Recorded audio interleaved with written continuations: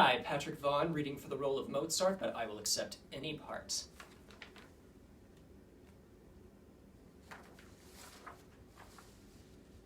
I simply cannot imagine why Mozart should want to set that rubbish to music. Because I want to do a piece about real people, Baron. And I want to set it in a real place, a boudoir. Because that, to me, is the most exciting place on earth. Underclothes on the floor, sheets still warm from a woman's body, even a piss pot burning under the bed. Mozart! I want life, Baron, not boring legends. Herr Soleri's recent denials was a legend, and that did not bore the French. It's impossible to bore the French, except with real life. I had assumed, now that you had joined our Brotherhood of Masons, you would choose more elevated themes. Elevated. The only thing a man should elevate is his doodle. You are provoking, sir. Has everything to be a joke with you? Excuse the language, Baron, but really, how can we go on forever with these gods and heroes? Because they go on forever. That's why. They represent the eternal in us.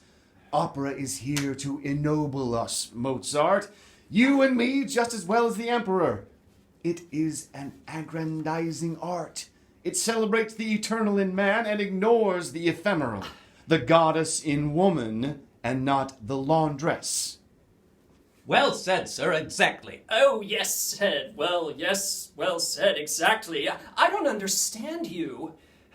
You're all up on purchase, but it doesn't hide your assholes.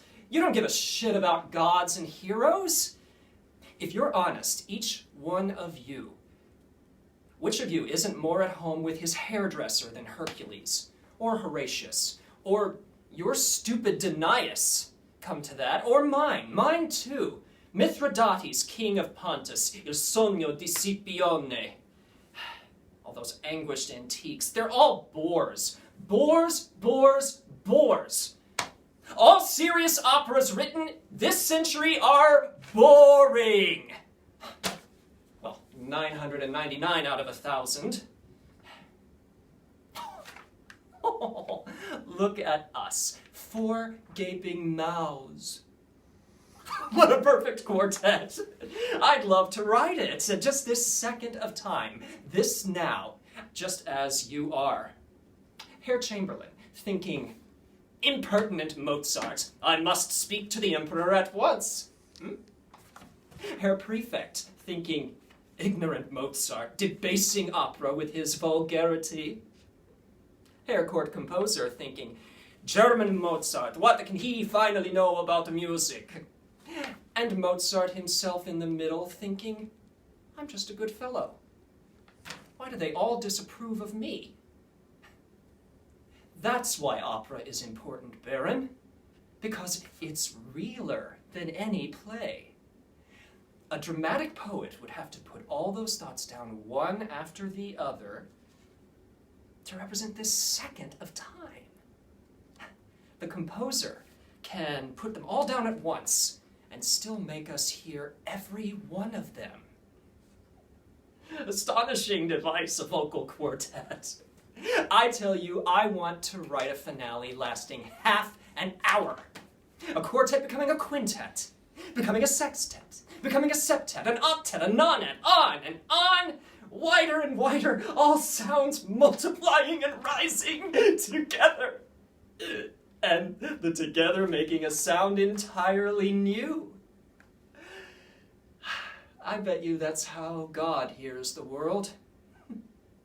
Millions of sounds ascending at once and mixing in his ear to become an unending music. Unimaginable to us. That's our job. That's our job, we composers, to combine the inner minds of him, and him, and him, and her, and her. And the thoughts of chambermaids and court composers, and turn the audience into God.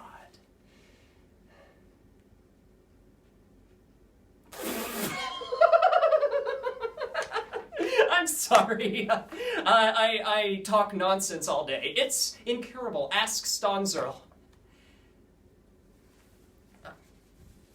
My tongue is stupid. My heart isn't.